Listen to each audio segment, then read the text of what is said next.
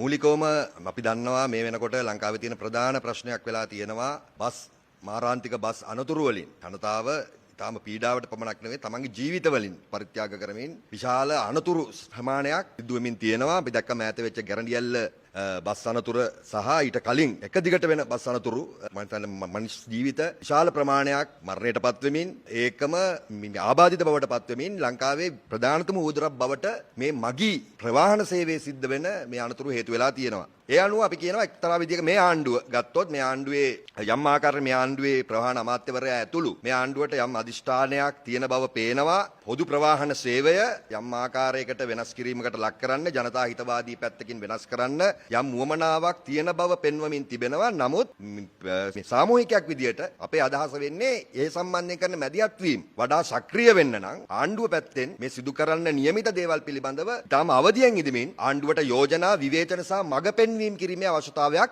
මතු වෙලා තියෙනවා. ප්‍රධාන හේතුව තමයි ඒකට අපි දන්නවා ලංකාවේ බස් හිමියන්ගේ මාෆියාවක් පැහැදිලිවම ලංකාවේ තියෙනවා කීප දෙනෙක්. බස් හිමියන් සියලු දෙනා නෙවෙයි. නමුත් බස් හිමියන් ඉදිරියට ලංකාවේ කාලාන්තරයක් තිස්සේ ආධිපත්‍ය පිහිටුවාගෙන ඉන්න බස් මගීන් පිළිබඳව පුරවැසියා පිළිබඳව තුට්ටුවට ගණන් ගන්න නැති. ඒ කියන්නේ බස් මගියා කියන්නේ වහලෙක් විදියට සලකන බස් මගී මාෆියාවක් බස් හිමියන්ගේ මාෆියාවක් ලංකාවේ පැහැදිලිවම දක්නට ලැබෙනවා. පළමු කාරණා තමයි අපි දන්නවා මේ ආණ්ඩුවට 3/2 ජනවරමක් ලැබිලා තියෙනවා. මේ 3/2 ජනවරමෙන් ක්‍රියාත්මක කරන්න පුළුවන් විශාල කාර්යභාරයකුත් තියෙනවා. ඒ වගේම සීමාකමුත් තියෙනවා කියලා අපි පිළිගන්නවා. ඒ කියන්නේ මේ ආණ්ඩුවට 3/2ක් ලැබූ පමණින්ම ලංකාවේ තියෙන ඇතම් ව්‍යුහාත්මක ප්‍රශ්නයන් මුළුමනින්ම ඉක්මනින් වෙනස් කරන්න පුළුවන් කියලා අපි විශ්වාස කරන්නේ නැහැ. නමුත් මේ ආණ්ඩුවට තියෙන 3/2 අවශ්‍ය ප්‍රමාණයෙන් භාවිතා කිරීමේ ඒ හැකියාවත් මේ ආණ්ඩුවට තියෙනවා. ඒ නිසා අපි කියනවා සමහර අවස්ථාවල මෙන්න මේ වර්ම මේ ජනවර්මේ බලය ආණ්ඩුව පාවිච්චි නොකරන අවස්ථා අපිට පැහැදිලිව දක්නට ලැබෙනවා. ආණ්ඩුව තුලින් ප්‍රවාහන සේවයට වෙන්න පුළුවන් මූලික කාරණා කීපයක් තියෙනවා. මේ පළමු කාරණේ තමයි අපි දන්නවා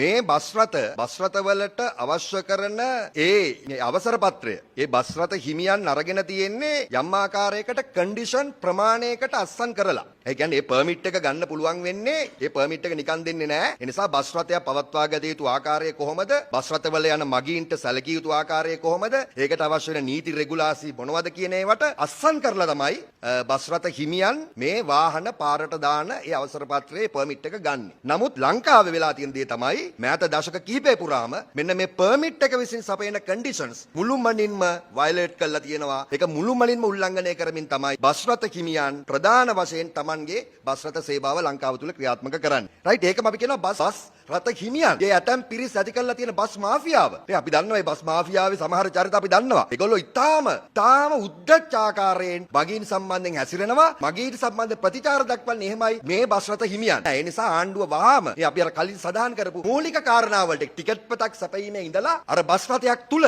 බස් රථයක් පිටත මගියෙකුට සිද්ධ වෙන්න පුළුවන් මූලික අවම අයිතීන් ටික ආරක්ෂා කර දෙන්න මේ ආණ්ඩුව වහ ක්‍රියාත්මක වෙන්න ඕනේ. ඒ නිසා මගී මේ සාමූහිකයේ විදියට අපි උත්සාහ කරනවා මේ මගීන් වෙනුවෙන් ලංකාව පුරාම විසිරලා ඉන්න මගීන්ගේ මේ සියලු එකතු වීම එක රාශි කරලා මේ අයිතිවාසිකම් දිනා ගැනීම වෙනුවෙන් මේ ව්‍යාපාර ඉදිරියට යන්න අපි බලාපොරොත්තු වෙනවා.